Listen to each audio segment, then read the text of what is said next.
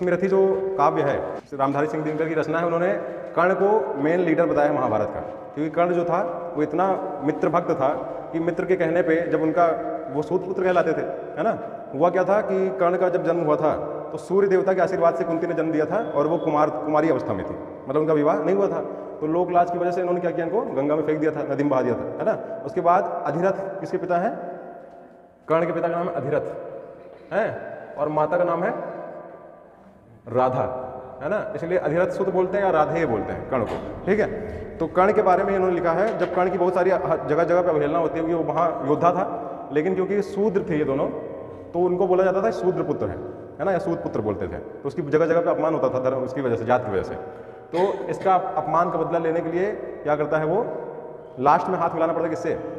दुर्योधन से, क्योंकि दुर्योधन इतनी भरी सभा में जब उसका अपमान हो रहा होता है तब उसको अपना मुकुट दे देता है और अंग का राजा, अंग जो महाजन पर पड़े हैं वहाँ का राजा घोषित कर देता है। किसको?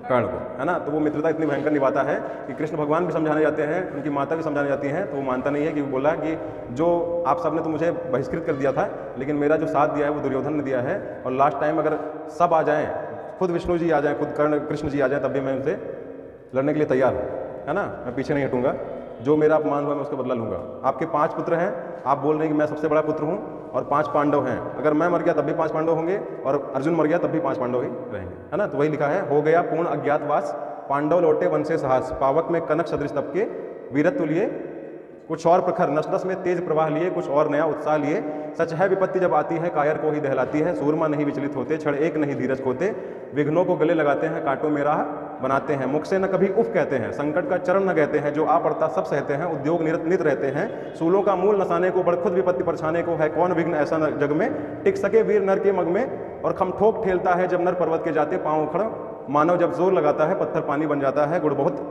बहुत एक से एक प्रखर है, छिपे मानवों के भीतर मेहंदी में जैसी लाली हो, वर्तिका बीच उजियाली हो, बत्ती जो नहीं जलाता है, रोशनी नहीं वो पाता है, पीसा जाता जब एक सुदंड, झरती रस की धारा अखंड, मेहंदी जब सहती है प्रहार, बनती ललनाओं का श्रृंगार, ललना मतलब स्त्री, है ना, ललनाओं का श्रृंगार, और जब फूल पिरोए जाते हैं तब हम उनको गले लगाते हैं। वसुधा का नेता कौन हुआ, नवधर्म प्रणेता कौन हुआ, अतुलित यश क्रेता कौन हुआ, भूखंड विजेता कौन हुआ, जितने ने कभी आराम किया, विघ्नों में रहकर नाम किया, जब विघ्न सामने आते हैं सोते से हमें जगाते हैं, मन को मरोड़ते हैं पल पल, तन को झंझोरते हैं पल पल, सतपथ की ओर लगाकर ही जाते हैं हमें जगा कर ही, आराम और रण एक नहीं, वाटिका और वन एक नहीं, आराम और रण एक नहीं, वर्षा अंधड़ आतप अखंड, और उसके हैं साधव प्रचंड, और वन में प्रसून न खिलते हैं, बागों में शाल तो मिलते हैं, कंकरियां जिनकी शेष सुखर छाया देता केवल अंबर, विपदाएं दूध पिलाती हैं, लोरी आंधियां सुनाती हैं, जो लाक्षागृह में जलते हैं वे ही सूरमा निकलते हैं, बढ़कर विपत्तियों पर छाजा, मेरे किशोर मेरे ताजा, जीवन का रस छन जाने दे, तन को पत्थर बन जाने दे, तू स्वयं तेज भयकारी है, क्या कर सकती चिंगारी है ना।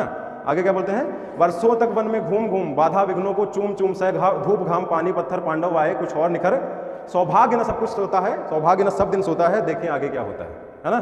फिर आगे क्या है, मैत्री की राह बताना, भगवान श्री कृष्ण जा रहे हैं, जब बंटवारा करना था तो भगवान श्री कृष्ण जा रहे हैं, कोई कह रहे हैं युद्ध मत करो, जब रहना है शांति से रहो। जितना बड़ा योद्धा होता है, जो जितना बड़ा योद्धा होगा वो चाहता है कि हम युद्ध करें ही ना, क्योंकि असली योद्धा क्या चाहता है, युद्ध ना हो, शांति बनी रहे। इसलिए श्री कृष्ण जाते हैं शांति दूत बनकर किसके दरबार में, दुर्योधन के दरबार, है ना।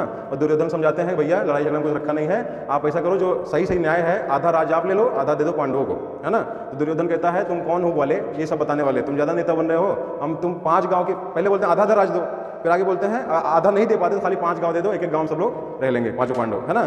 तो कहता है ग्वाले तू कौन होता है बताने वाला, है ना, मेरा पर्सनल मैटर है, मैं सुई की नोक के बराबर की जमीन नहीं दूंगा, जो करना बने कर ले, है ना। तो ये बोलते हैं मैत्री की राह बताने को, सबको सुमार्ग पर लाने को, दुर्योधन को समझाने को, भीषण विध्वंस बचाने को, भगवान हस्तिनापुर आए, पांडव का संदेशा लाए कि 2 न्याय अगर तो आधा दो, पर इसमें भी यदि वादा हो तो दे दो केवल 5 ग्राम, रखो अपनी धरती तमाम, हम वही खुशी से खाएंगे, परिजन पर असी ना उठाएंगे। असी मतलब क्या होता है, तलवार, है ना। फिर आगे लिखा है दुर्योधन वह भी दे ना सका, आशीष समाज की ले ना सका, उल्टा हरि को बांधने चला, बोला कि ये ज्ञान दे रहा ज्यादा, जंजीर लेके उसको बांधो ग्वाले को, कृष्ण भगवान को, है ना।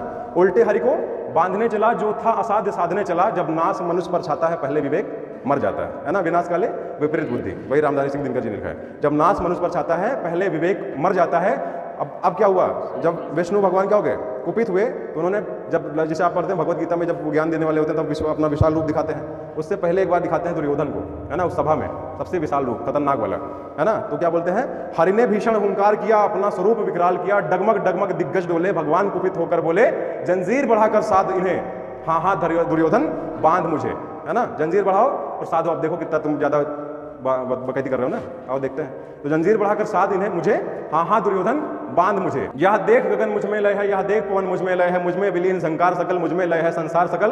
अमृत फूलता है मुझ में, संहार झूलता है मुझ में। उदयाचल मेरे दीप्त भाल, भूमंडल वक्ष स्थल विशाल, भुज परिधि बंद को घेरे हैं, मैनाक मेरु पग मेरे हैं। दीप्ते जो ग्रह नक्षत्र लेकर, सब है मेरे मुख के अंगर, और दृग हो तो दृश्य कांड देख, मुझ में सारा ब्रह्मांड देख, है ना। आगे क्या बोलते हैं, चर अचर जीव नर क्षर अक्षर, नस्वर मनुष्य सुर जाति अमर, सतकोटि सूर्य सतकोटि चंद्र, सतकोटि सरित सरसेन्दु मंद्र, सतकोटि विष्णु ब्रह्मा महेश, सतकोटि जिष्णु जलपति धनेश, सतकोटि रुद्र सतकोटि काल, सतकोटि दंड धर लोकपाल। जंजीर बढ़ाकर साधिने, हाँ हाँ दुर्योधन बांधने, है ना। आगे क्या बोला, भूलोक अतल पाताल देख, गत और अनागत काल देख, मुट्ठी में। आगे क्या बोला, यह देख जगत का आदि सृजन, यह देख महाभारत का रण, मृतकों से पटी हुई भू है, पहचान कहाँ इसमें तू है ना। आगे क्या बोलते हैं, अंबर में कुंतल जाल देख, देखो कितना भयंकर रूप दिखाया है उन्होंने। ऐसे लग रहा है कि आसमान में पूरा बाल उनका बिखरा हुआ है।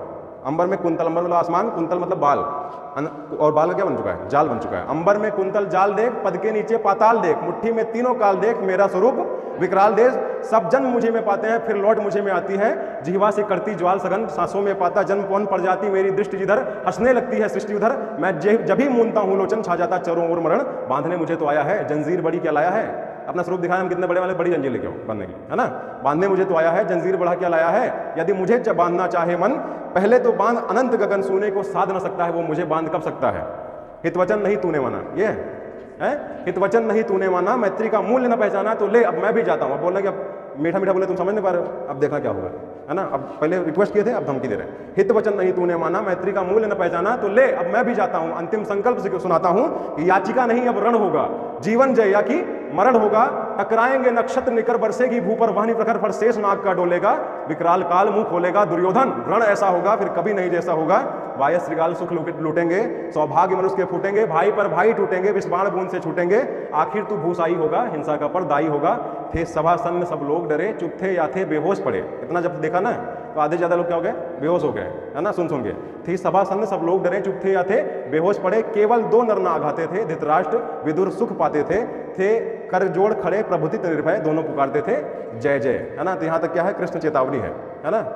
क्योंकि खाली दो लोग नहीं डरे, वो कौन थे, एक विदुर थे और धृतराष्ट्र थे। धृतराष्ट्र को दिखाई नहीं देता था, है ना। तो आप बताओ इसमें आपको क्या नहीं समझ में आया, सब समझ आ गया, इतना ईजी लैंग्वेज है। लाक्षागृह मतलब लाख का घर होता है, लाख एक कीट होता है जिससे लाक्षा प्राप्त होता है। तो लाक्षा क्या है, लाक्षा है तत्सम किसका, लाख का, है ना। कभी कोई कमरा उमरा सील करते हैं तो रेड कलर का ऐसे मोम की तरह होता है, देखा होगा, तो वो लाख है। तो लाक्षागृह का घर बनाया था पांडवों ने, है ना, उसमें उसको जला दिया जाता है। तो वही बोला जो लाक्षागृह में जलते हैं वही सूरमा निकलते हैं, है ना। और बताओ, वायस श्रृगाल सुख लूटेंगे, वायस का मतलब होता है कौवा, है, और श्रृगाल का मतलब होता है सियार। तो जब बोला ना कि भाई पर भाई टूटेंगे, सौभाग्य मनुष्य के टूटेंगे, वायस श्रृगाल, जब लाशी लाश पड़ी होगी तो कौवे आएंगे, मौज उड़ाएंगे, सियार आएंगे, मौज के खाएंगे। तो वही बोला कि वायस श्रृगाल सुख लूटेंगे और विषबाण बूंद के छूटेंगे।